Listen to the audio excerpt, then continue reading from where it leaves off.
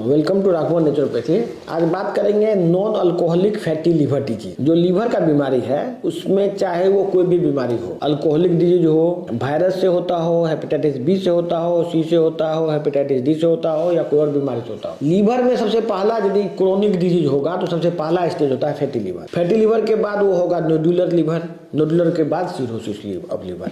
ये 3 स्टेज से लीवर गुजरता है, चाहे को किसी भी तरह का इंजरी हो। तो जो सबसे पहला जो इंजरी है उसमें सबसे पहला जो सिम्टम होता है फैटी लीवर का होता है। यदि किसी को फैटी लीवर है तो चांसेस है कि उसका लीवर फेल हो सकता है लॉन्ग रन में। और पहले ऐसा जरूरी नहीं है कि दारू पीने से होता हो।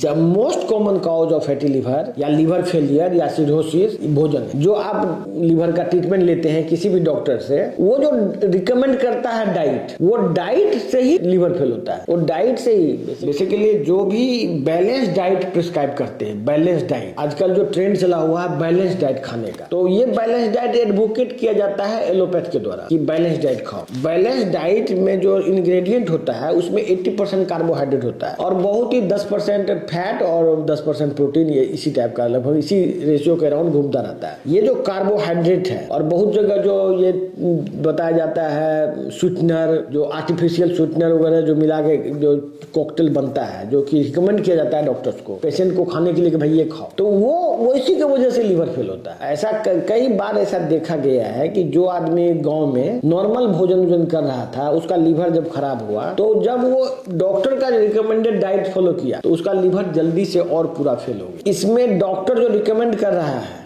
उसको साइंस से, रिसर्च से कोई मतलब नहीं है। लोग प्राय ये समझते हैं कि ये जो बड़ा बड़ा डॉक्टर हॉस्पिटल में बैठा हुआ है, बहुत बड़ा बड़ा हॉस्पिटल में, वहां पर साइंटिफिक इलाज होता होगा। ऐसा कुछ भी नहीं है। वो वही बताते हैं जो वो जानते हैं। वो उसका जो नॉलेज है या मेरिट है उसके आधार पर वो इलाज करते हैं। बेसिकली उसका मेरिट ये है, आज के एलोपैथिक का चिकित्सा में एलोपैथिक डॉक्टर कहीं भी रिसर्च में शामिल नहीं है, अनुसंधान में शामिल नहीं है। बीमारी कैसे ठीक हो उस पर वो उसका कोई रोल नहीं है। वो इलाज बताने के लिए कुछ एमआर आता है कोई कंपनी से, वो एमआर उसको दवा, वो एमआर को टारगेट होता है कि इतना दवाई बेचना है। बीमारी ठीक करने का टारगेट नहीं होता है उसको दवाई बेचने पर पैसा मिलता है। यदि एमआर दवाई बेचेगा तो उसको पैसा मिलेगा, उसको इंसेंटिव मिलेगा। इवन डॉक्टर को भी दवाई बेचने पर इंसेंटिव मिलता है। भले ही सरकार उसको गैर कानूनी घोषित कर दिया, लेकिन उसको जितना दवाई बेचेगा उतना इंसेंटिव मिलेगा। हॉस्पिटल को भी दवाई बेचने पर इंसेंटिव मिलेगा, पेशेंट का ऑपरेशन करने पर इंसेंटिव मिलेगा,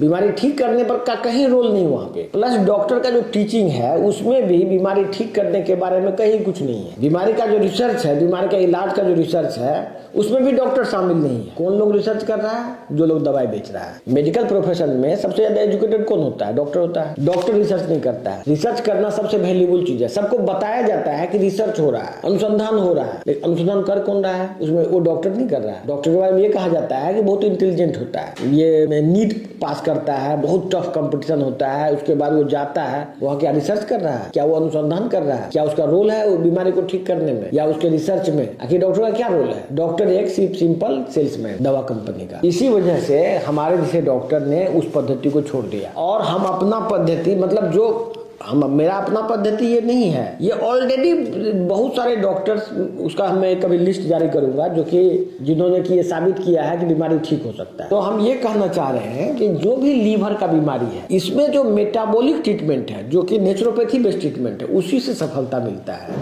तो जिसको भी लीवर संबंधी बीमारी है, हमारे यहाँ पिछले 10 साल से नेचुरोपैथ कुणाल, जो नेचुरोपैथ पिछले 10 साल से लीवर और ऑटोइम्यून डिजीज पर रिसर्च कर रहा है और जितना भी बीमारी क्रोनिक है उसमें ऑटो इम्यूनिटी का रोल है। पिछले 10 साल से इन्होंने रिसर्च किया है और काफी चीज को फाइंड आउट करके निकालने के बाद इनका जो ट्रीटमेंट है किसी भी हेपेटोलॉजिस्ट से, किसी भी गैस्ट्रो वाले डॉक्टर से बेहतर होगा, क्योंकि गैस्ट्रो का डॉक्टर सिर्फ एक ही चीज जानता है, पेंटोप्राजोल। हम लोग जो देख रहे हैं, जो भी डॉक्टर का गैस्ट्रो का जो रिपोर्ट आता है, हर एक बीमारी में पेंटोप्राजोल, बस पेंटोप से बीमारी ठीक नहीं हो सकता है। ये बिल्कुल बकवास आइडिया है, क्योंकि हम लोग जानते हैं, बुक्स में लिखा है कि pantoprazole causes cancer, pantoprazole causes osteoporosis, pantoprazole causes brain damage.